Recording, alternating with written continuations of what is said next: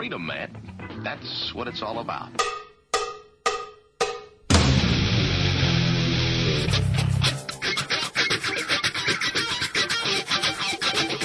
You've got to groove on freedom, like the good book says.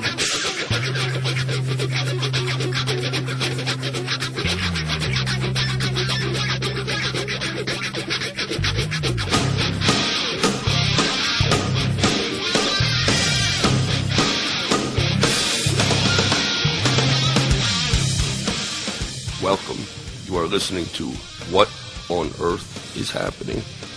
This show will discuss the topics of human consciousness, mind control, natural law, the occult, and all issues that affect the freedom of the people of Earth. What on Earth is Happening will endeavor to shine light upon the darkness of our world and to offer empowering solutions to the problems we face as humanity approaches its critical moment of choice.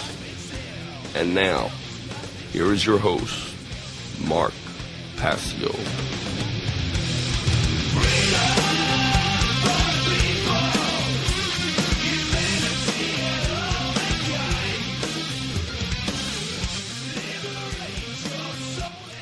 Freedom for the people, for humanity and all mankind. That is what on Earth is Happening is all about.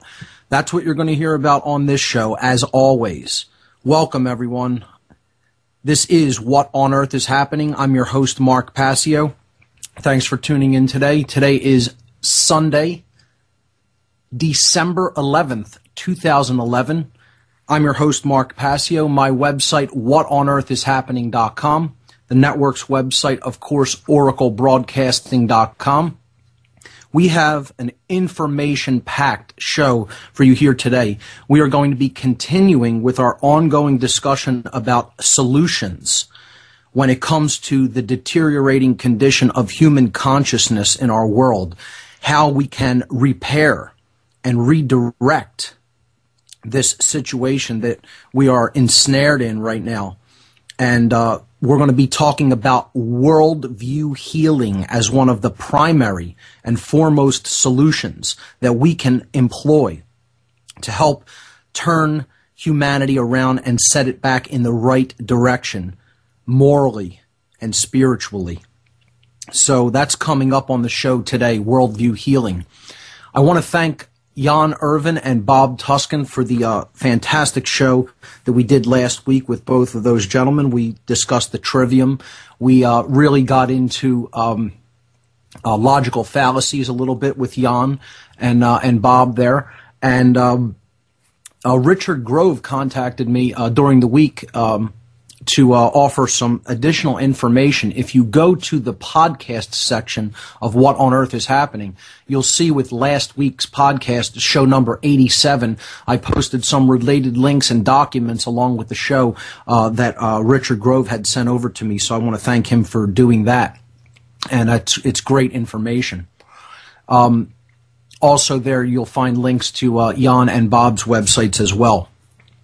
So that having been said, before we get into the first break here, I do have one quick event announcement, and that is for the free monthly documentary screening and discussion night that is hosted by Truth, Freedom, Prosperity here in Philadelphia. This past weekend, Friday night, we just had our networking social, and it was a packed house. It was a great turnout. A lot of liberty-minded individuals turned out, and we had some great discussions and shared some good food. It was a good time.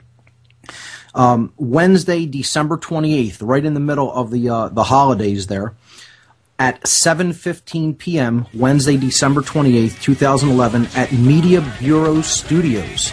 They're hosting the movie Thrive. What on Earth Will It Take?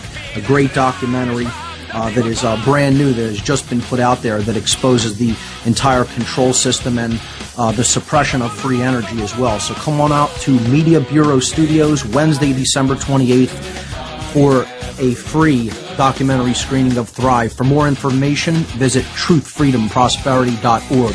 We'll be right back, folks. Don't go anywhere. This is What on Earth is Happening. This special offers I was born, a shotgun in my hands, behind the gun, I'll make my final. Welcome back, everyone. Thanks for tuning in today. You're listening to What on Earth is Happening. I'm your host, Mark Passio. Again, my website is whatonearthishappening.com. And I'd like to direct everyone's attention up to whatonearthishappening.com to the radio show tab. Again, the website was very slightly modified as far as the look and feel goes over the last week or so because I upgraded the content management system. I had announced that last week. It went very smoothly. The site was only down for about a minute during the transition, and there's a very slight changes to the user interface, namely in the tabs and slight color changes, and there is new audio player on the podcast section. People will probably have noticed that. The site seems to be working just fine. I also mentioned last week if anybody sees any problems with it or noticing anything working as it should not be, please don't hesitate to send me an email and let me know. That having been said, on the radio show page of whatonearthishappening.com, underneath the player, you will see images for today's show and then a series of links, of numerical links, that if you click on it will bring up a slideshow. These are the images that are going to go along with the talk today, and you can click on those, bring them up, and follow along with the images there on the radio show page. So, what we are going to be talking about today is, of course, solutions. And ongoing on the show, this is basically what we will be talking about from here on out, because we've really analyzed the problem. We've looked at mind control extensively over pretty much over a year period. We went into the methodologies of mind control. So we've really fleshed that out in vivid detail for people to understand what the technologies of the mind that are being used against us are. The in-depth knowledge of the human psyche that this controller class, this occult controlling class, has over the human population. Now we've been talking about how to get out of this mindset, how to get out of mind control. We looked at natural law as the first and overarching solution. Without an understanding of natural law, again, we are navigating blind. We need to understand how moral law functions. Secondly, we started looking into the trivium and quadrivium, and that's what we pretty much wrapped up last week with our interview with Jan Irvin and Bob Tuscan, and we talked about one of the important aspects of the trivium method, which is identification of logical fallacies. And again, this is so critical because it's a way of applying apophasis. We talked about apophasis, and we're going to talk about it again today a little bit when we get into the subject matter that we're going to explore today for worldview healing. But apophasis is removing the negatives so that we get to that which remains as the essence of a thing in order to know it. So it's obtaining knowledge by removing that which something is not. Identification through the negative, through looking at the negative, the opposite of what something is, the things that and qualities that something is not, in order to understand that which it is. This is the process called apophatic inquiry, and we looked at that pretty extensively when we were analyzing natural law, its principles and its manifestations. So Apophasis is going to be revisited here today on this show as well when we start to talk about the tangible grassroots solutions, of which worldview healing is the very first. So I call this entire section, and in my presentation and talks, I generally called this the way out. The way out. There is a way out of the situation that we're in. That is called the human condition. And we can create a new human condition, something that is extremely better than the conditions that we are living in now. We simply have to know that that is possible. and then take the necessary steps, because yes, there are requirements for doing that, for moving into a more positive future. And then we have to actually take action based on what we know and based on what we understand is required to make that great change happen. So, yes, there is a way out. That's number one. And that's the first slide, is a picture of a man and woman holding hands and walking through a stargate of sorts. A nice symbolic painting there that I used for the slide in my presentation in the section called The Way Out. So if we look at slide number 2, image number 2 on the radio show page, we will see there the grassroots solutions for change as I see them and as I have outlined them. Of course, there can be many others. These aren't, this isn't a definitive list by any stretch of the imagination, but it's a good start. 10 very specific and implementable methods for creating change in our lives. These are things that can be done. They're not pipe dreams. They're not impossibilities. They are all possible. So I'm going to just read the list. We're not going to be getting into all of these today. Probably one show will be dedicated to each one of these, if not more than one show. So here they are, the grassroots solutions for real and positive change in our world. Healing our worldview, which is what we're going to talk about on the show today. That's number 1. 2, a change in the quality of our attention.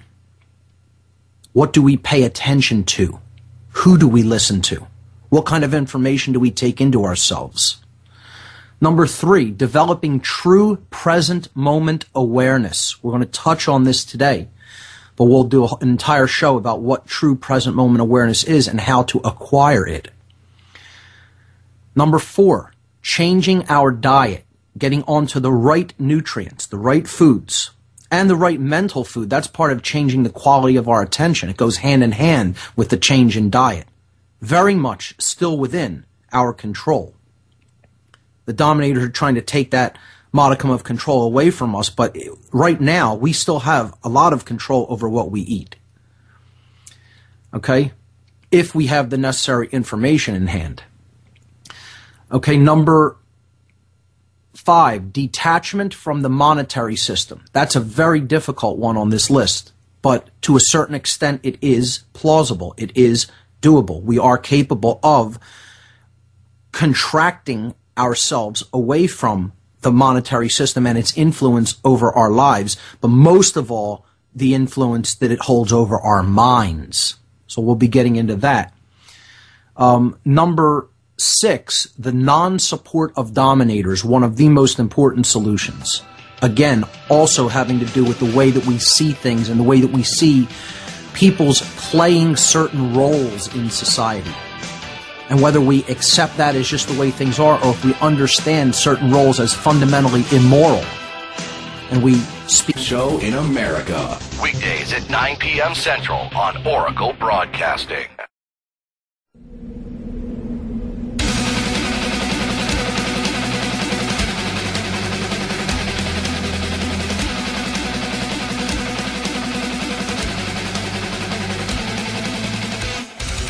Welcome back. You're listening to What on Earth is Happening here on Oracle Broadcasting. I'm your host, Mark Passio. My website, whatonearthishappening.com. We were listing the methods for creating real and positive change in our world. We were on, I believe, number 6, which was the non-support of dominators. And we'll be getting into this on a future show on how to approach discussing the issues that we've been talking about in regards to morality with people who are in positions that basically are based on violence and immorality, to help them decide to get out of that way of being in the world and to start taking up right livelihood, as they refer to it in Buddhist tradition. So number 7 is to develop true mindfulness, becoming the watcher of our own actions. And this is where meditation comes in and contemplation comes in very, very handy in understanding what is true mindfulness and how do we develop it. Number 8, the use of entheogens in a conscious context. Very critical, that caveat, in a conscious context. Entheogens are otherwise known as psychedelics. This is a traditional methodology of shamanism, which we're going to be talking about today a little bit, shamanism. And these substances are not toys, they're not jokes, they're not things to be played around with. But if they are used in a conscious context for the purpose of consciousness expansion, they can act as guides and they can act as teachers for us to develop a higher state of awareness. Now, number 9 is the power of positive thinking and remaining in a positive thought modality. And this is one I struggle with the most on this list myself. This is something I continually have to attempt to practice and not fall into extreme negative thinking because of the level of darkness that we are currently ensconced in. And it's not funny, it's not a joke, it's quite sad, as a matter of fact, when you see how devastated the consciousness of the people of this planet really is, collectively and on an individual level. But this is something I do know that needs to be practiced, and I attempt to do this as much as I possibly can and try to resist the temptation to fall into negative modes of thought, because really that's pretty much wasted energy. Now, I do understand that that is what needs to be done. Do I struggle with it? I always struggle with it. So that's probably my most difficult one on this list personally. The 10th and final one is, once we have the picture, once we have acquired the big picture of what is taking place around us, and we do understand what the solutions are, we have a responsibility to speak that information and carry that information forward so that others may also partake of it. So we have a responsibility to assist in the awakening of others. And people will say, well, that's not your responsibility. Nonsense. New Agers will sometimes make that claim. It is the responsibility of the awoken to help wake up other people. And people will say, well, sometimes people don't want the information. And I've also refuted and disagreed with that. They will say that they don't want this information. But if you truly understand that this information is the only thing that can alleviate suffering, it is that which alleviates suffering in our lives. And the individual you're talking to will say to you, will answer the question, do you wish to continue to suffer? Do you wish to continue to live in a world that is going down a path of suffering ever deeper and into more deeper and fuller expressions of suffering? That person will inevitably always answer the question, absolutely not. I do not want to suffer. I don't want to experience harm and suffering. That very answer implies that they do want this information, whether they will consciously tell you that they don't want it or not. So, in other words, they're lying to themselves when they say, I don't want to hear that, I don't want to understand that, I don't want to know about that. And we're going to talk about this concept of lying to the self today when we talk about initiation. So these are the 10 basic methodologies for creating real, lasting, and positive change in our lives and in the world at large. So the first thing that we're going to talk about today, what this show is going to be about, is worldview healing. And I've depicted this as a tree with rays of light coming through it. The tree of life, you could call it. Okay? The original tree of knowledge. Okay? This represents life and power and the life-giving essence of the sun, which you see the rays coming through and bathing the tree in its brilliance. Okay? So it's a great image for the healing of worldview, because this is what we have to turn ourselves into, a tree of knowledge and a tree of life.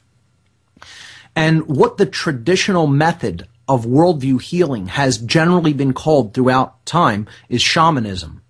Okay? Shamans are way seers. The word shaman actually means one who sees in the dark. I would give an even better definition for what a shaman is than even one who can see in the dark. I would say it's one who can see through the darkness to the light. And as such, he is one who sees in dark times. When the rest of the consciousness has gone dark, the shaman is still light. And he can see through the darkness so that he can help to assist in guiding his people, who he recognizes as one with himself, out of that place of darkness and to the light. So a shaman isn't necessarily tied to a specific set of techniques. Shamanism is techniques that are used toward worldview healing as a whole. That's what the whole branch of healing called shamanism is. And those methods could differ depending on time, place, and circumstance.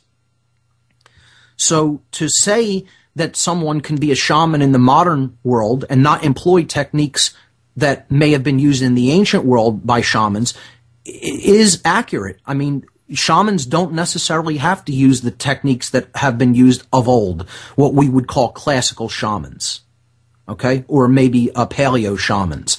There's a concept called a neo-shaman, okay, which is a shaman of the modern world. And I would consider myself a shaman. And I don't think that's an egotistical claim to make. It happens to be that I am able to see through the deceptions and lies of the dominator culture that is currently ruling this world under the paradigm of beliefs that people hold, that keep it there, that keep this domination system in effect. I can see through that darkness and to the light, to the truth. And I am acting in the capacity to be a way shower for others so that they can make that shift in consciousness and that shift in paradigm so that they can usher a new and positive world into being. So that's all shamanism really is. It is methods for worldview healing, techniques. And a shaman is someone who knows how to employ those techniques. He knows what they are and he knows how to use them. So, some people make shamanism as something so much more mystical than it actually really is. But the key thing that makes somebody a shaman is they're taking action based on their knowledge.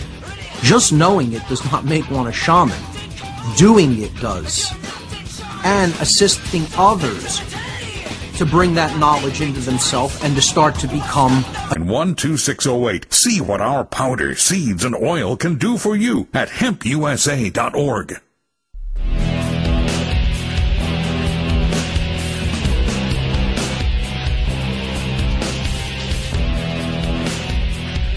Welcome back, everyone. This is What on Earth is Happening. I'm your host, Mark Passio. We're talking about worldview healing on the show today as the first grassroots solution for creating real and lasting and positive change in our world.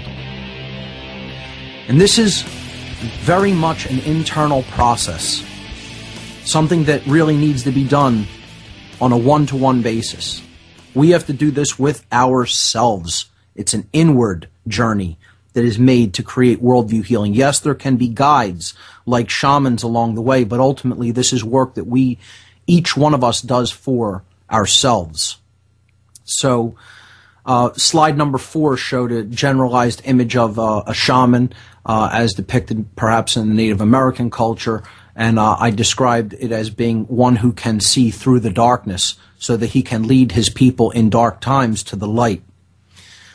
Image number 5 in the slides on the radio show page of whatonearthishappening.com brings up the concept of initiation.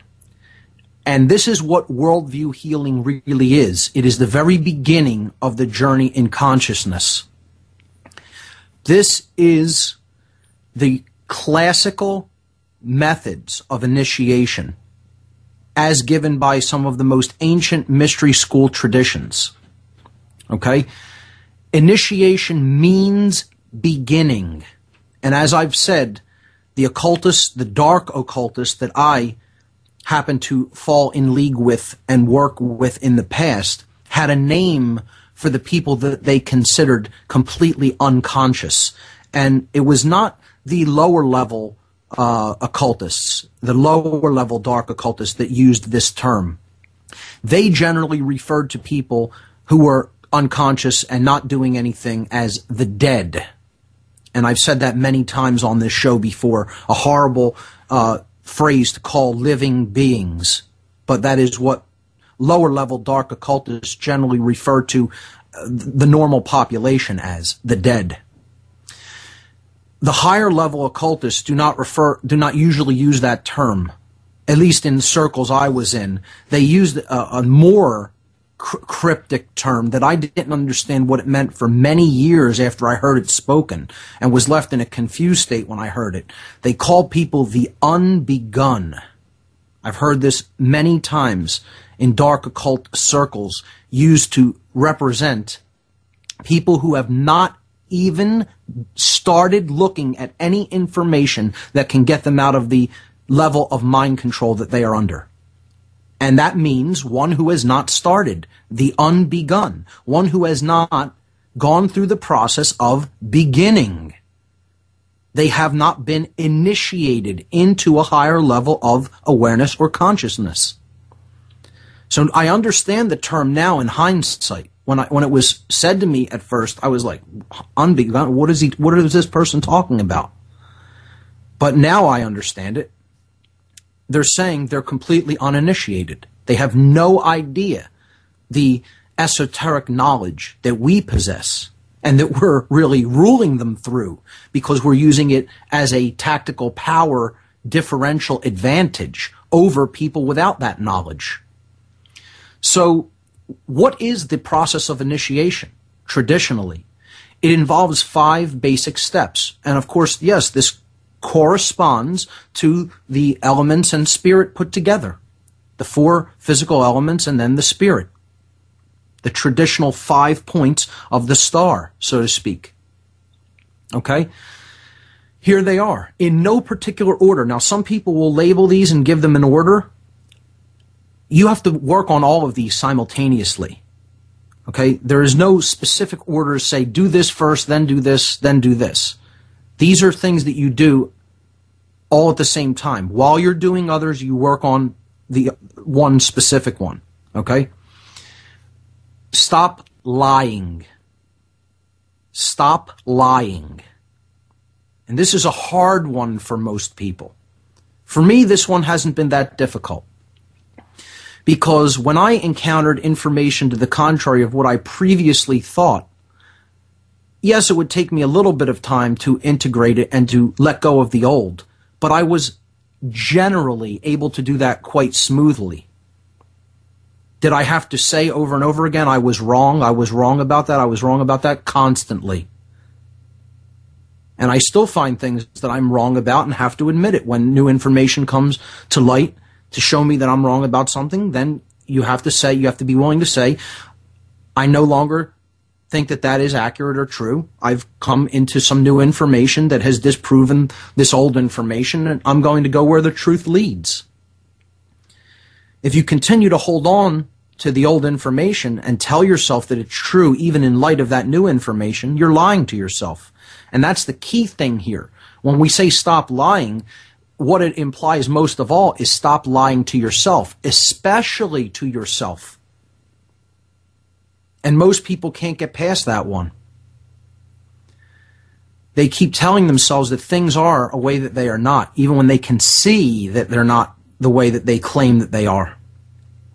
They don't want to believe the truth. They don't want to accept the truth, really. That's what it really comes down to. It has nothing to do with belief.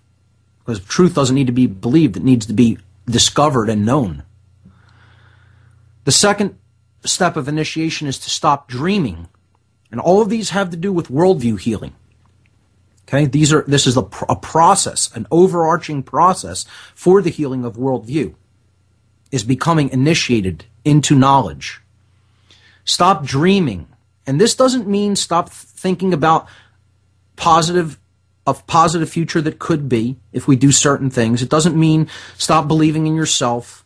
It doesn't mean stop using the imagination. Do not think it means that. That this is not what this is referring to. It means stop believing that things are a certain way when there is evidence to support the fact that they are not that way. Okay? Cognitive dissonance is what I call this. This is what has to be cut out. Cognitive dissonance is what we really need to stop. Get out of the psychological condition of cognitive dissonance, holding two contradictory thoughts in your mind simultaneously, when clearly you can see evidence to the contrary of the original belief system that you're holding. That's why you're in a trance or in a dream state, as most people are. The third step of initiation is learning how to think. Not what to think, but how to arrive at truth. How to think critically. And we looked at this over the last several weeks about the trivium and quadrivium methods. Okay? This is the process of how to think. Grammar, logic, and rhetoric, or knowledge, understanding, and wisdom. Information input, processing, and output.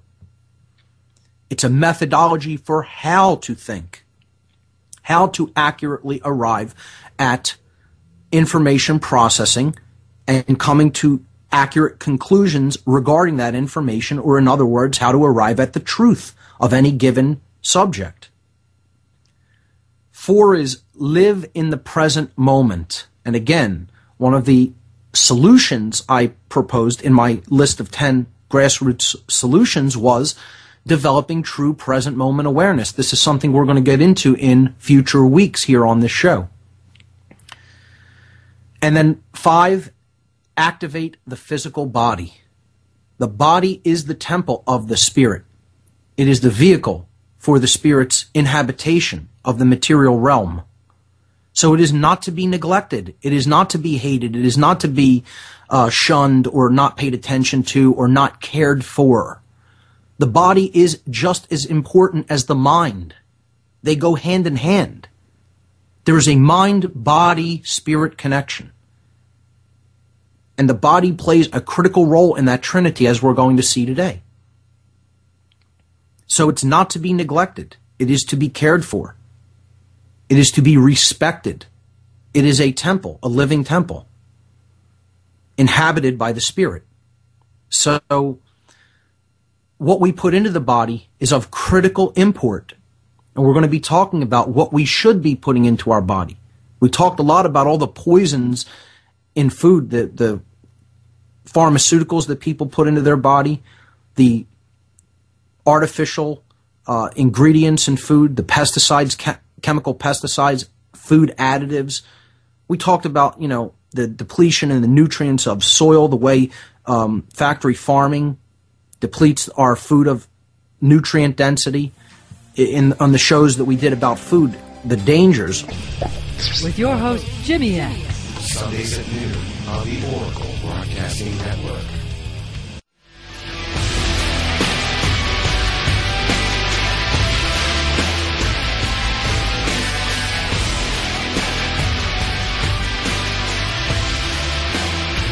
Okay, everyone, we're back. This is What on Earth is Happening. The show is live every Sunday from 5 to 7 p.m. East Coast time. I'm your host, Mark Passio. My website, whatonearthishappening.com. We were talking about initiation in the last segment as a technique for worldview healing. Now we're going to talk about worldview healing itself and what this really means, what needs to be done to accomplish worldview healing. What is a sick worldview? What is a healthy worldview? We're on slide number 6 now for those who are following along in the images with the podcast, or perhaps if you're following along live on the images for today's show underneath the player at the radio page of whatonearthishappening.com. Image number 6 shows a chart of what worldview healing is all about. The middle of this chart is labeled worldview aspect. So what a worldview is just what it says. It's the way we view the world. It's the way we view ourselves and our relationship to others in the world. And it's the way I guess you could say it's the axiomatic view that we have of the world.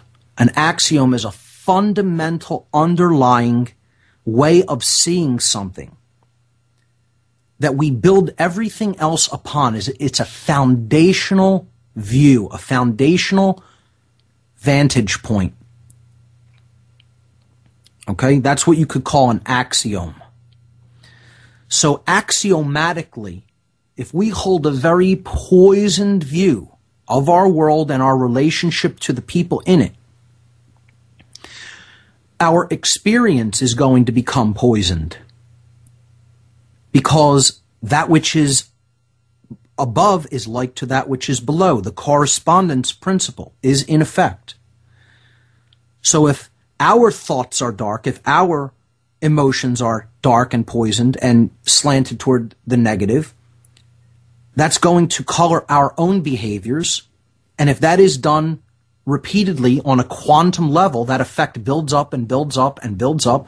And eventually, the world is going to be a dark, harmful, nasty, uncomfortable place to live, which it is rapidly becoming. Freedom is going to be taken away. There's going to be very little love or joy. People are going to just loathe being here at all, which already many do, because of the worldview that is held by so many, which is completely dark and poisoned. And this is what the dark occultists want, because they feed on this negative energy, and their masters feed on this negative energy. They want people in a sick, poisoned worldview.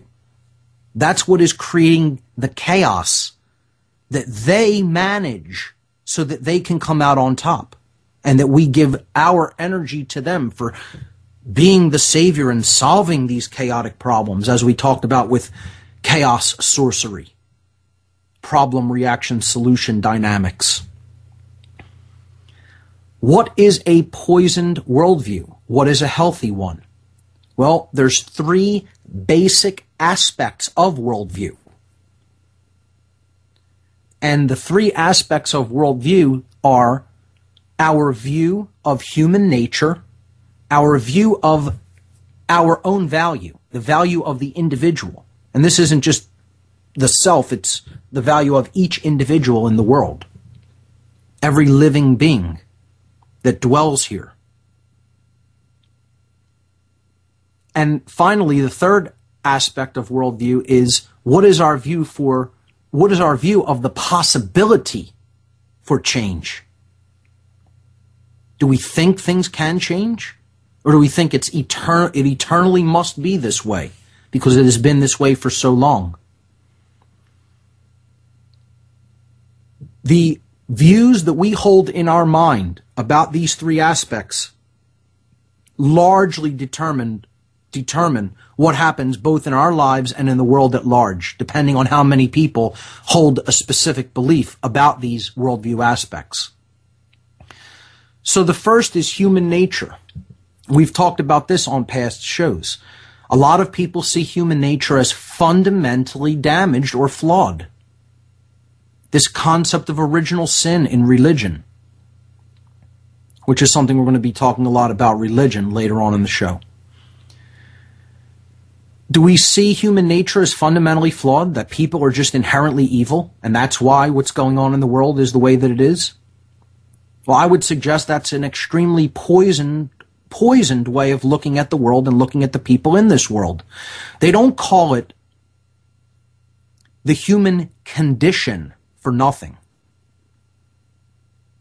It has nothing to, the world being the way that it is does not have to do with human nature. It has to do with the conditions that we have allowed to be built up around us through erroneous beliefs. Or in other words, through religion. Thoughts that ultimately hold us back. Beliefs that hold us back. Because they are just that. They are beliefs.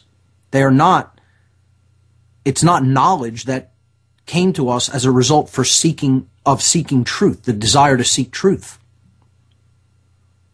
So, if our worldview of human nature, our view of human nature, this one first aspect of worldview, claims that human nature is just completely flawed and dark, and people are just born bad, they're bad seeds, and they're always going to be like this,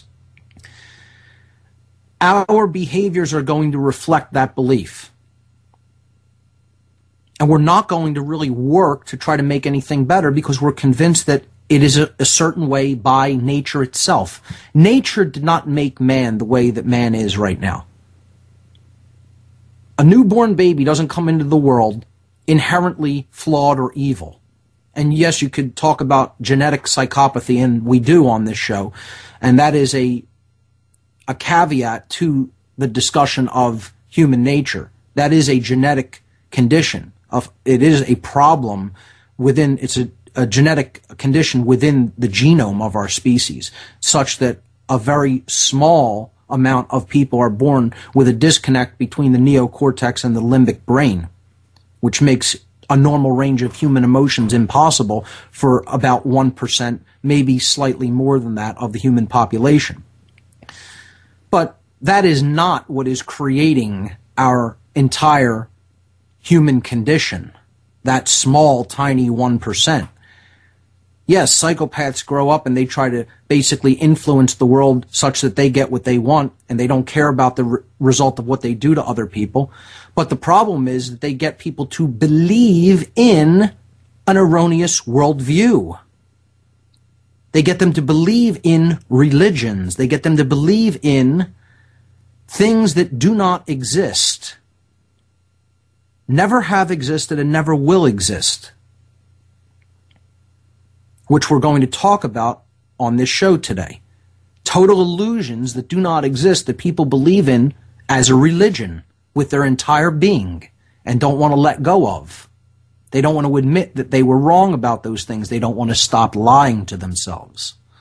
One of the things we need to stop lying to ourselves about is that all of human nature is just fundamentally flawed and people are just bad, and that they need to be controlled in order to ever act good. What we need to do is shed erroneous ways of thinking, shed falsities, see through logical fallacies, and understand what the truth actually is. And the truth is that generally human nature is essentially fundamentally good. We have to understand that conditions in place influence people much more so than anything they inherently possess and come into the world with. Somebody who may come in with a small amount of talent, who is born into an extremely poor area, and no money is available for ever even funding any kind of artistic talent or musical talent, might not ever really develop those innate qualities because of the conditions they come into the world embroiled in. Conditions play a much bigger role than any inherent... Science.com today. Does ordinary talk radio give you the blahs? Blah, blah, blah. This ain't your daddy's talk radio. OracleBroadcasting.com.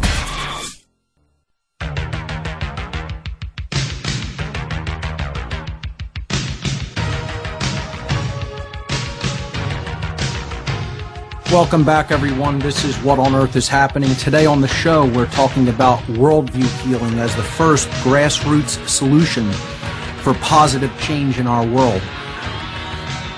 We were looking at image number 6 on the whatonearthishappening.com website on the radio show page. And we have here a chart of worldview healing showing the worldview aspect and then what a poisoned worldview or a healed worldview looks like. We were talking about our view of human nature as the first worldview aspect, and I was taking the position that it is largely conditions that determine how people react and behave. If we have conditions of manufactured lack and artificial scarcity, people are going to be living in an R-complex mode behavior because they're going to be on survival mode. And that prevents a higher level of awareness and consciousness. If, however, we create an environment of abundance where there isn't this suppression of advanced technologies that could take care of our energy needs, there isn't this manufactured lack paradigm based on money and differential of haves and have-nots, and we realize there is enough. We are already living in abundance, but these resources are just completely controlled due to the belief in money more than anything else, and authority. Two religions we're going to talk about later. If we pulled down that entire paradigm of scarcity and manufactured lack and fear, and we put in conditions that reflect nature itself, which is inherently abundant, the human mind and behavior would change in rapid order. So that's what we have to understand is much more prevalent and deterministic of the actual manifestations that play out in our world than is any thought about human nature. People generally want to get along, not bother anybody else, and live their lives. That's what human nature really is. It's not something that's inherently nasty or evil or completely flawed from the onset, like this notion of original sin contends. So that's how we have to shift this worldview aspect. Our view of human nature has to go from God created us inherently flawed to human beings are generally good, but conditions are something we really need to understand and have a look at to understand how they affect human behavior. The second worldview aspect is our view of the value of the individual. And this is extremely important because what everybody seems to think they're worth determines how they behave, especially toward others. The kind of respect that is shown to maybe a psychopathic billionaire versus somebody on the street who may be out of a job, not, able to even have a house, and might be an extremely wise person, but they might be living, To the members stream that allows you to listen to all of the great shows from Oracle Broadcasting in 128K stereo CD audio quality. To find out more, go to oraclebroadcasting.com. And thank you for listening to the Oracle Broadcasting Radio Network.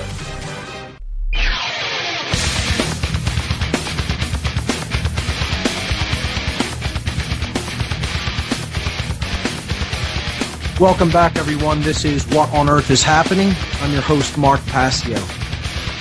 We were talking about our view of what the value of the individual is as a part of worldview healing. How does this need to be fundamentally shifted and transformed? Do we really respect individual rights and sovereignty? How do we look at people's worth? Is it based on how much money he or she may have? Is it based on the size of their bank account, the size of their house, the quality of their clothes, the kind of car they drive, the kind of social circles they hang out in. All of these are illusory. All of these are ephemeral and transitory. It has nothing to do with who a person really is inside.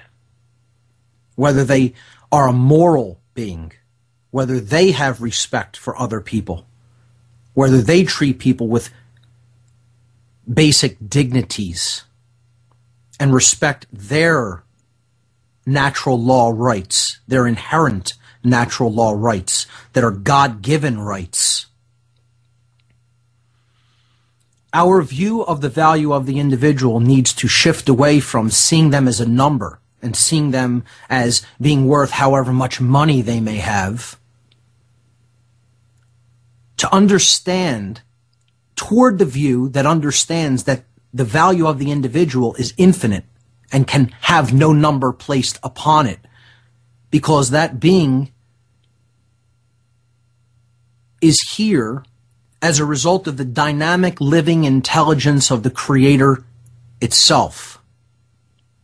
And as such, no limit can be placed upon that individual's value. That is how we heal the worldview aspect of what we consider the value of the individual to be. And that's very difficult for most people to do because they've been so conditioned and trained. So conditioned and trained to think that money is the only measure of value in this world because it's their religion. As we will see, money is their religion. Most of the people of this world worship money. That's their God. Their God isn't the God of creation. Their God is money. And that's what determines their entire belief and value system. So the third worldview aspect is to heal our view of the possibility for positive change. Most people will say, yeah, I understand that what you're saying is true, and I just don't think anything can be done about it. There's nothing I can do about it. That's just how the world is. I hear this all the time. That's how the world is. Powerlessness is in that kind of speech. There's no power there. That's somebody who's saying it's always been like this, it is this way now, it's always going to be like this.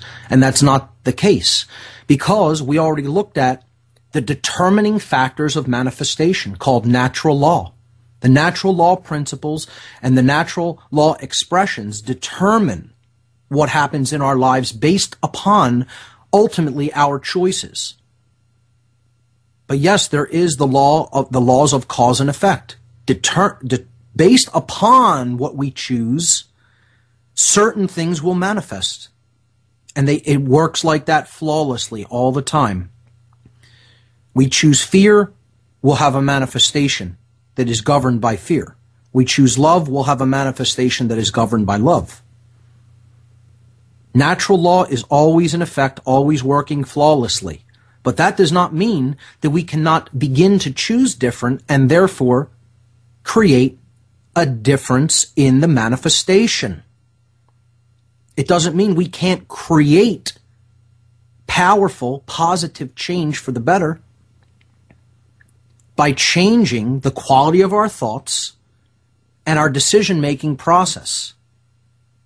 Therefore, we're changing our actions, our behaviors, and if enough people do that, the external manifestation will change. For more information on how that works, go back and listen to the natural law section of this podcast, which we covered for probably a good 10 weeks on this show. So that's how we heal our worldview, by fundamentally shifting the way we think about these three concepts: human nature, the value of the individual, and the possibility for positive change. And yes, it is that simple. There's not really that much more to it. I'd recommend a couple of good movies about this. If you're into allegorical fiction, okay, our view of the value of human nature, I can't recommend any movie more highly, and I've said it in the past on this show, than the movie Trading Places that was directed by, or produced, I should say, by Aaron Russo, who sadly died a few years back, is no longer with us, but he's certainly here in spirit, and he lives on through the great documentaries that he made, as well as the movie Trading Places, which is one of my favorite movies of all time, because it demonstrates exactly what I've been saying. People should watch it if they haven't seen it, or if you have seen it, watch it again with new eyes, and understand that this is these old men in the stock exchange arguing about human nature, and they make this bet that they can take one of them bets that he could take one person and turn him in, who's good and has a great life, and is a stockbroker, and turn him into a criminal, and simultaneously take a bum off the street and turn him into a successful businessman. And he proves his point, that conditions largely determine how a person will behave. Not every person. Some people are more highly polarized toward a true north in the sense of morality. They have an active moral compass, and even the conditions that surround them won't make them degenerate into behaving like an animal. That's what a stellar man is. So that's a movie I think highly illuminates this talk of human nature versus nurture. And Aaron Russo knew more than he even let on. You could tell this man was initiated by what he understands and puts forward in his movies and in his documentaries. Regarding the possibility for change, I'd recommend the movie A Beautiful Mind and the value of the individual. This is about John Nash and his equilibrium theory in mathematics. Mike Chambers, join me live weekdays for Mike Chambers Live from 11 to 3 p.m. Central Time here on the Oracle Broadcasting Network.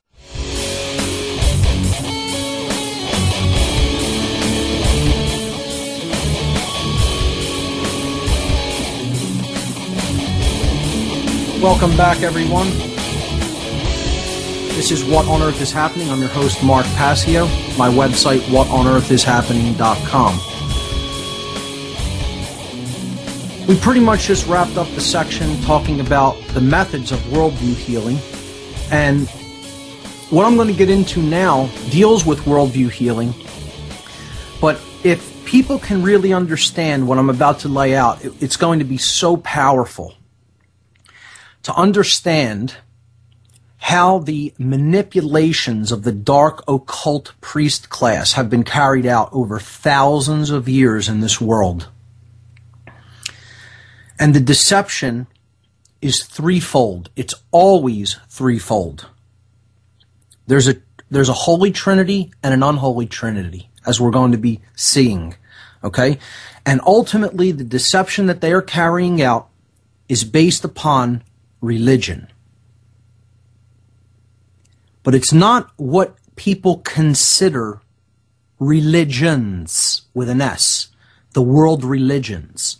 Okay, we talked about world religions in the past as all having a fundamental astro-theological basis, while simultaneously containing seeds of truth that most people miss because they're so concerned with the exoteric cover story told about these religions. So they have to get past that and understand the esoteric meaning of some of these cover stories so that they can get at the seed of truth that lies within. We'll get to that in a moment. But what I want to reemphasize is a slide that I showed back at the very early stages of this radio show and podcast about the body-mind-spirit connection. This is image number 7 on the, if you're following along in the slides, where I put a basic chart of spirit, mind, and body in that order. As you could see, spirit is at the top. You could look at this as the highest fundamental aspect of life in general. And then body is on the bottom because it's dense, it's three-dimensional, it exists in the physical plane. So I labeled body the yang, or the masculine aspect of this, which reaches up toward the spirit. And I labeled spirit the sacred feminine, or yin aspect of this, which comes down to meet the body on in the plane of mind, which is in the middle. It's this middle ground, or this middle space. Every single problem that exists in this world, okay? Now you could leave naturally occurring issues out of this. Earthquakes, hurricanes, tidal waves. Some people would argue that's even connected with this because the earth is a consciousness itself, and it may be responding to the type of consciousness the people upon it have and are injecting into the earth's morphogenetic field, okay, which can maybe arguably create certain conditions in the natural world. But let's leave natural disasters out of this for a moment, okay, and talk about man-made problems. Things that are created by man that cause suffering in the world all start at the level of mind. Therefore, all solutions that are ultimately effective toward eliminating and alleviating suffering must have to do with the change in mind. And a change in mind is not really possible unless you know how the mind functions, unless you have knowledge of the human psyche and how it works, which is essentially knowledge of psychology, the psyche, the knowledge of the psyche. And as I've said many times, that's what the occult world is and always has been. It is ancient knowledge about how the human psyche functions.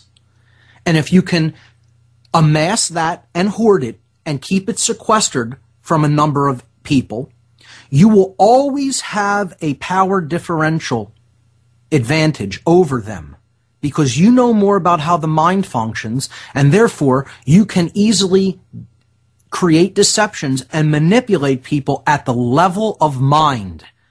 If you just try to rule them out right at the level of body, they're going to know that they are slaves and that they are under direct control and eventually, in short order, rebel against that physical control. Spirit, you're not going to rule anybody at the level of spirit because spirit is undifferentiated oneness that cannot be controlled.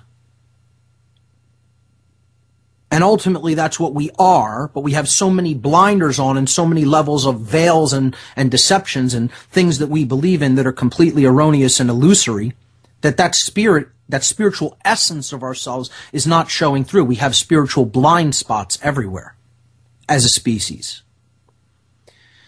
The dominators, the dark occultists of this world, always have to control the mind of the people. And that's why we spent over a year talking about mind control techniques on this show, to expose what their techniques are.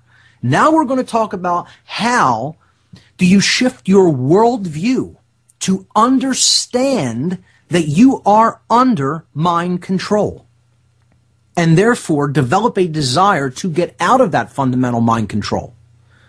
Most people don't think that they're under mind control.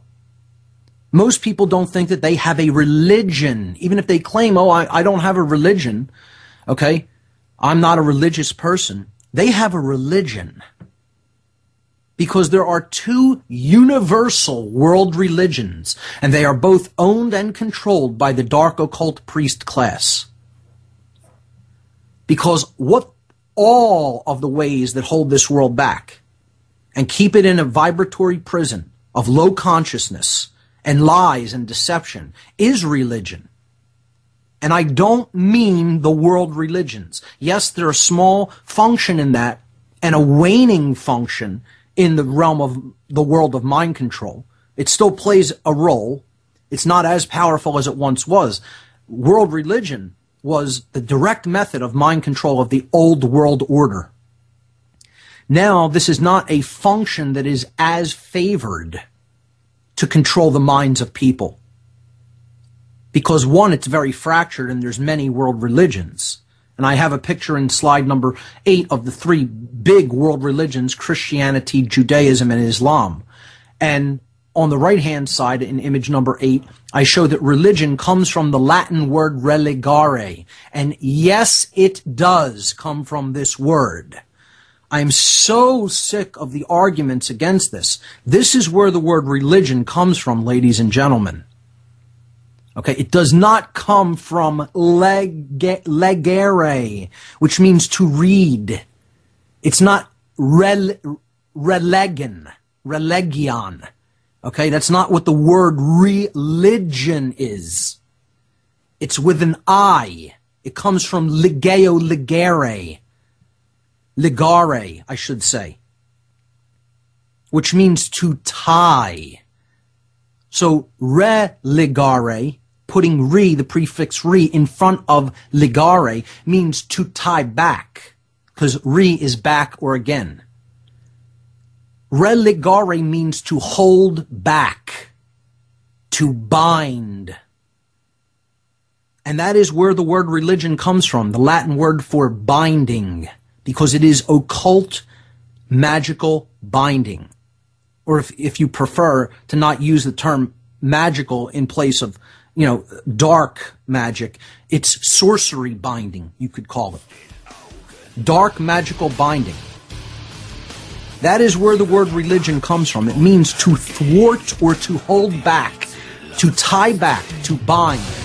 So that forward Effect advanced filtration system hooks directly to your faucet for pure drinking water on demand. Remove fluoride and revitalize your water at pureeffectfilters.com or click on the banner right at truthfrequencyradio.com for more details. And don't forget to tell them Chris Gio sent you for the latest special offers.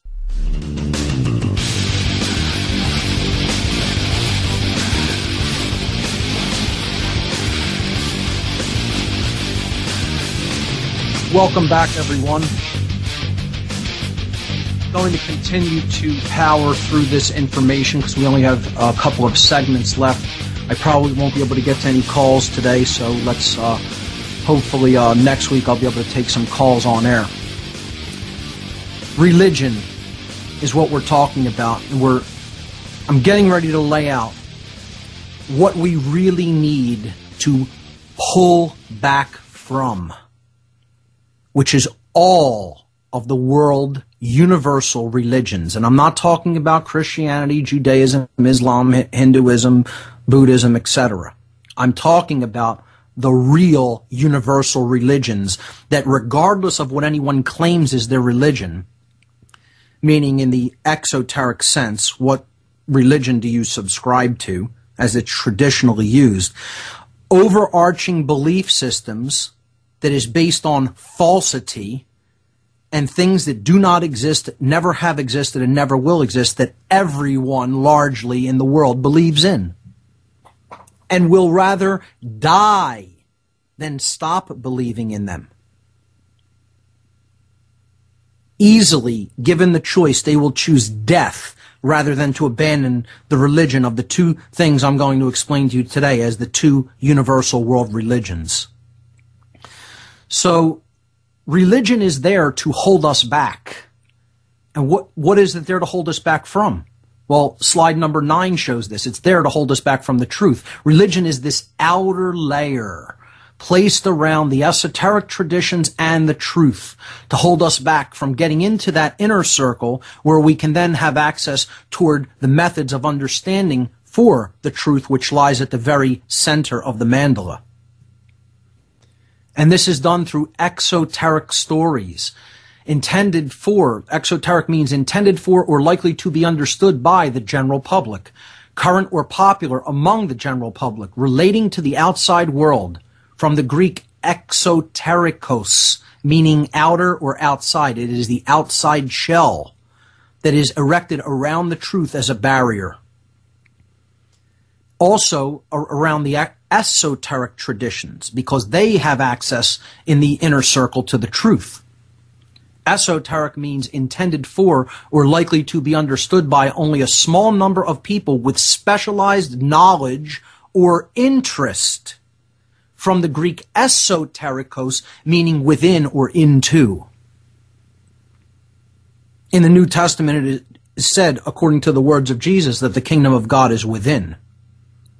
We must go within to ourselves, change our worldview so that we can develop the mindset of the kingdom. That is where it lives and breathes.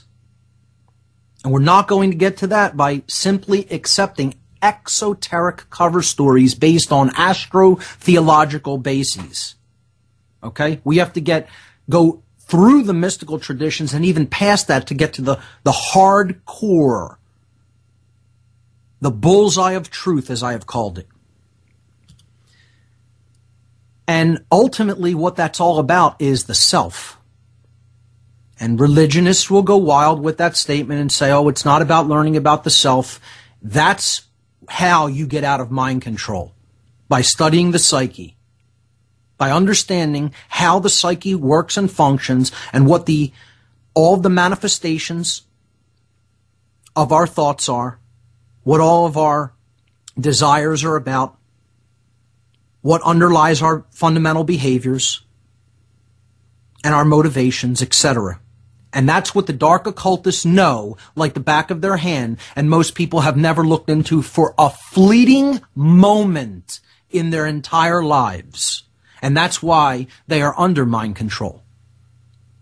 And that's why they're controlled by people who are chess masters in this game and are always going to be the master for as long as people refuse to look at the components and methods by which the human psyche works. They're always going to have that tactical advantage over us until we go within and learn about the self. And that's what the Holy Trinity is actually all about. See, the exoteric cover story says that it's about these external deities or entities that aren't part of us. In the Christian exoteric tradition, it's the Trinity of the Father, Son, and Spirit. Okay? Naturally, the sacred feminine or mother is left out of that equation for a very good reason, because it's all about what we care about.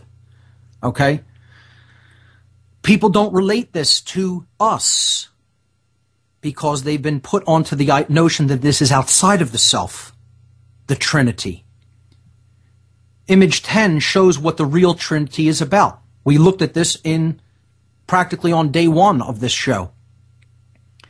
The mind-body-spirit connection, our thoughts, our emotions, and our actions, the 3 aspects of consciousness. Thoughts originating in the mind, the creator of our experience, hence the creative principle or the father of what we create. Our emotions, an inward quality that work within us, the spirit in which we do things, hence the spiritual aspect of ourselves. This is the feminine or inward principle. It is the mother, the sacred feminine, the nurturer, which we have to develop care and the emotional intelligence and the emotional qualities to give birth to desire to get out of this mess that we're in consciousness. And finally, our actions, which is the byproduct of our thoughts and emotions, or in other words, the child of our thoughts and emotions, the father and mother.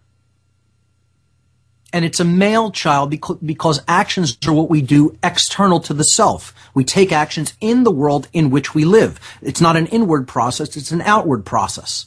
So this is the masculine principle, or the sacred child who is male, or the son. Now, the dark occultists know this, and they've done a great job hiding this from people, this Trinity. And hand in hand with hiding this true Trinity from us with the exoteric cover story provided by world religions, which always have a Trinity figure in it, holding people back from the real knowledge of what the real Trinity is, okay? We have their methodologies for control, which is the unholy Trinity, as I call it. And this is image number 11. And if you really understand this chart, something so powerful will be opened in your mind. if you really understand the depth of mind control and how much wool has been pulled over our eyes, so to speak, how much we are hoodwinked, that every aspect of our lives is a deception and a lie, just about what we are living in, this matrix of control. There is a father, a mother, and a child in the unholy Trinity as well. One is the basis of the old world order. One is the mother that is going to give birth to the new world order, the basis for the new world order, and one is the new world order itself. And I don't mean the positive new world order that we're trying to create change toward making happen in our lives, meaning a world of truth, love, peace, freedom, prosperity, etc. I'm talking about this dark new world order that these dark occultists want to see come into fruition, which is a world of tyranny and enslavement. All of these things that I'm getting ready to talk about are all mind control, and they are all religions. All of them are religions, meaning things that hold us back from the truth. Now, the first, of course, is the Father, the architect of the entire matrix, the controller of all of it, the puppet master.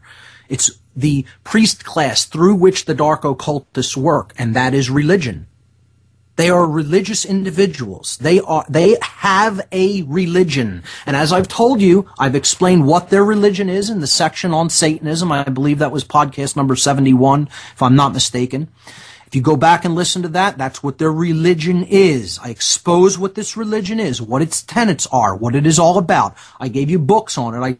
I gave you articles on it. I gave you applications that they make people fill out with psychological profiling. I was a part of that religion, and I'm telling you, they call it the old religion. That is their name for it. They don't call it what you do, or what I explain it to people as. They don't call it Luciferianism or Satanism when you get into the people in the higher up aspects of this. They call it the old religion. That is their name. Else for your organization or business? Liberty Stickers makes them. Go to libertystickers.com to order or call 877-873-9626. libertystickers.com, the world's most dangerous stickers. Come explore the human stargate and what lies beyond. Walk the rebel path. Sundays.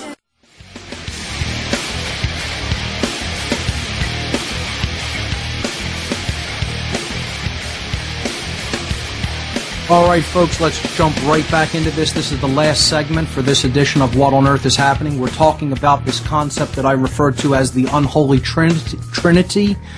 It is the basis for all forms of control over consciousness, thought control, emotional control, and bodily control. The control of our thoughts, emotions, and actions. We're talking about religion as the father of this Trinity. It is the basis for thought control. And I'm not talking about just world religions. I am talking about the concept of religion, meaning to hold back, to thwart from forward progress, to tie back, or to bind. That is what I'm referring to when I talk about religion here in all capital letters. Okay? It is the basis for mind control, for thought control, because it is the perpetuation of ignorance, keeping people in a state of not knowing the truth. That's what it is. That's what it's holding us back from. In the meaning of the word, it holds back from truth. Okay? It is based upon belief or dogmatic belief systems, unquestioned beliefs, not for the search for truth. That's not what religion is based upon. Ultimately, this father aspect of this Trinity is controlled by a dark occult priest class that are satanic, that are Luciferian. Okay?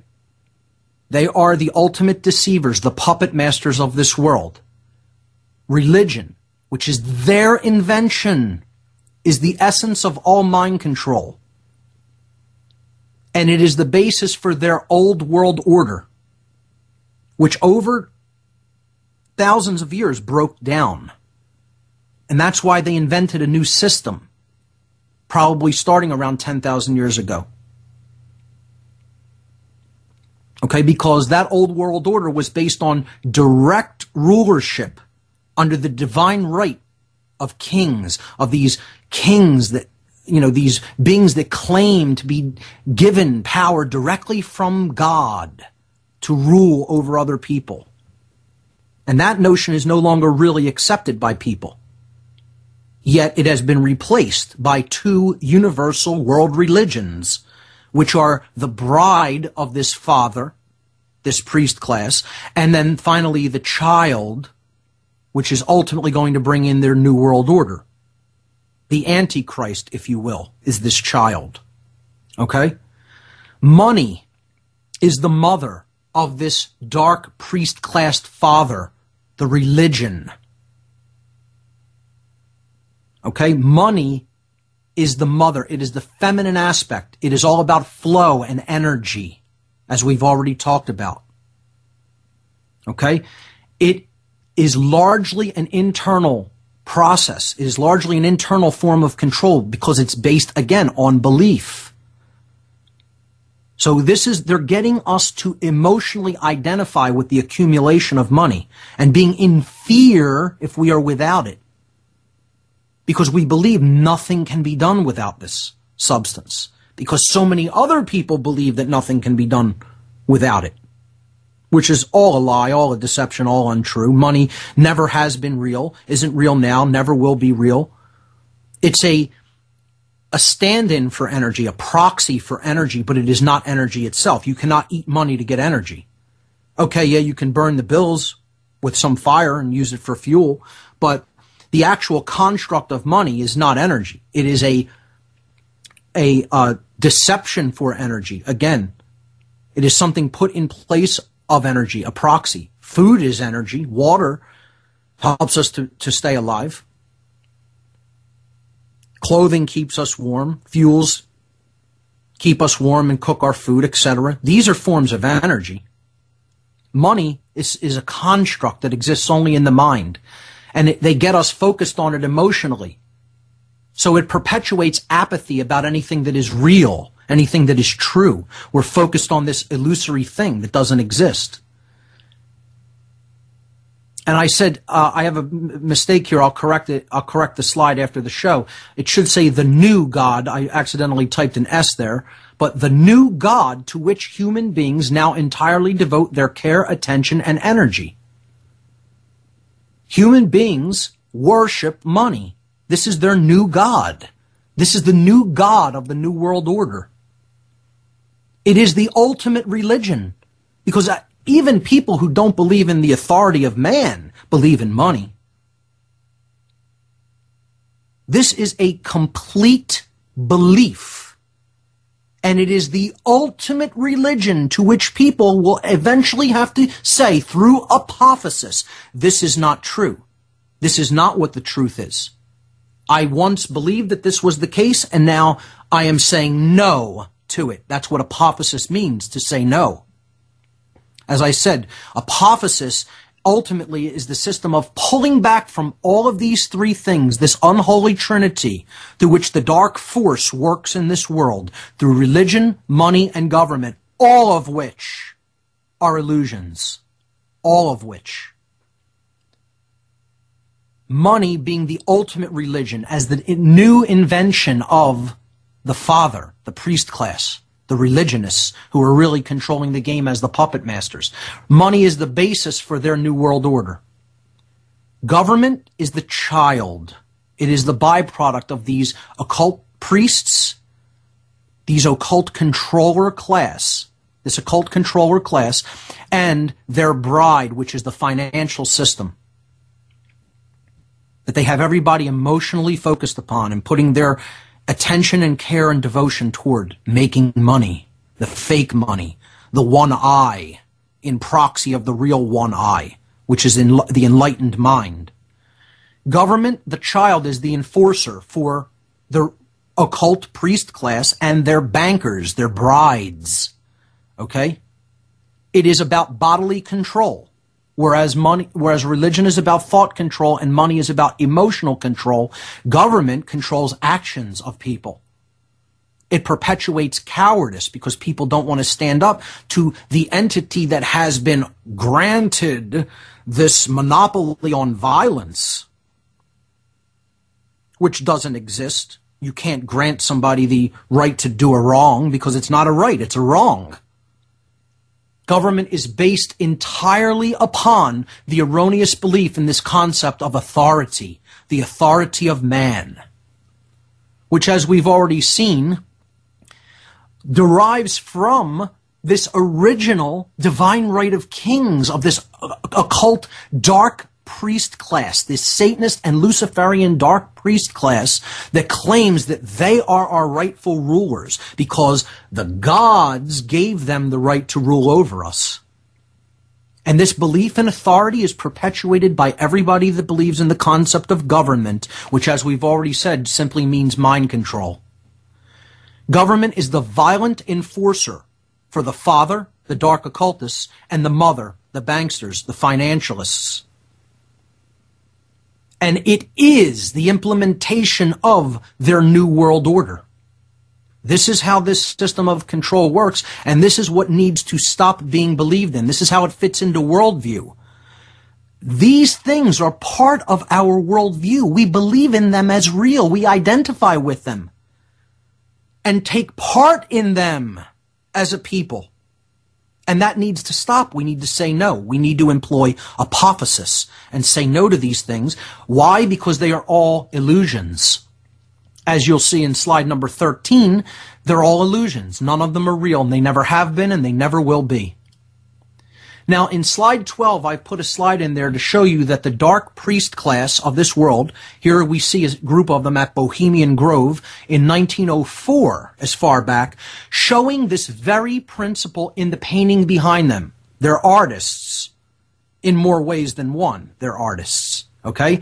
But look at this train of people, this line of people who represents the people of Earth being controlled all the way at the rear end. You have hunter-gatherers, and then agrarians, and then you have the poor, and then you have the aristocracy above them, and then at the beginning on the left-hand side, moving toward the left, at the very front, you have the herald of the dark magician in his dark magician's hat and his coat, his robe with tails, okay, being shielded by his servant with the umbrella, and that is the religionist. That is religion. That is the dark occult priest class. Behind him is the banker carrying the briefcase full of cash. That's the money system, which is his bride.